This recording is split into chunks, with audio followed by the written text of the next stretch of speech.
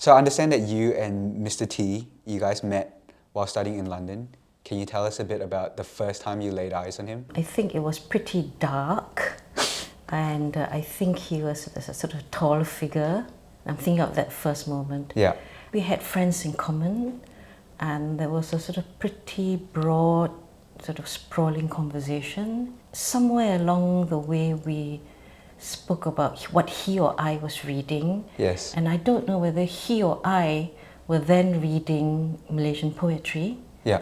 And then had names in common that we had read or were reading, and I was so impressed. Who do you think liked who first? Probably 20 years I liked him first. For 20 years? Something like that. So I take it you guys spoke a lot about politics. A lot. Was there anything that you guys ever disagreed on? He reads things very, very carefully. So we use your lecture articles, so if you get an article from him, every line is underlined and circled, and there is a beautiful snake and another bubble of comments. Yeah. I would just read articles and just highlight things. So I think he hated, probably even now, to share articles with me because I will highlight them and sort of broad brush read through. Yeah. But his is sort of pinpoint, needle fine way of reading an article. Okay. Maybe that's why he's so much more successful than I am. So you're more big picture and he's more detailed Or oriented? maybe impatient. Yeah. I don't think it's a good quality in me. Okay. Yeah. I think I'm more big picture as well, to be honest. So you highlight. Yeah, you're exactly more what you said. fast. Yeah. Am I right in saying that you lectured Yes. in London? Yes. And then you came back to Singapore? I taught law, the undergrad and the postgrad level. Okay. And then you came back to Singapore and you also practiced law in Singapore? I actually went into the newspapers first. Yeah. My mum's a lawyer. Yes. And, at home it's just, there's no point arguing with her because she wins every single argument. Right. Are you like that as well? No, I'm not argumentative, I think. I think I like to amend a copy. Passive-aggressive form of argumentation. Are you often amending Mr. T's copy? We discuss everything. I don't think we know who's clearly right or wrong. It's not that kind of discussion. It's more the fine grain. Because he likes so much the good micro to the macro. Yeah.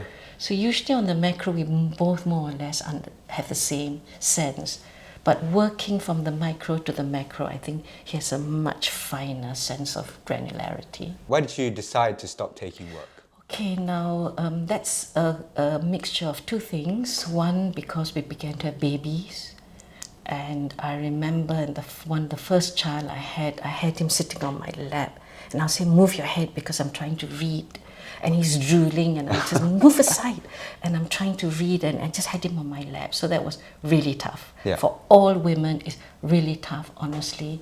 It's a great ideal to work and have babies. But when the duty of bringing up a baby falls on the mother, and inevitably it does, however good the father or the husband, it's really, really tough. That's number one.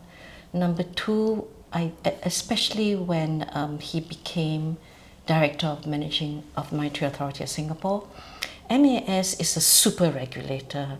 It's like in the American context, you combine the Fed and the SEC.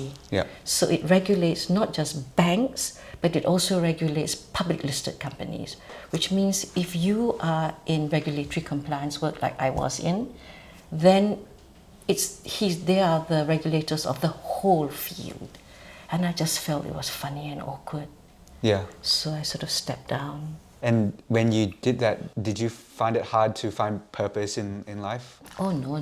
No? There's a great purpose in lying on a bed and reading poetry. And having babies drooling all over you. Yeah. And so I started to create lots and lots of stories. Okay. To control them. Yeah. So no, well, that shouldn't just be the domain of the mother. Yes. Of course, all fathers, all parents have to do that. So you just find great purpose in relationships. It's not just about, we should not realize ourselves as human beings through work. We should do it through relationships. Yeah. So if we're lucky, we can combine the two.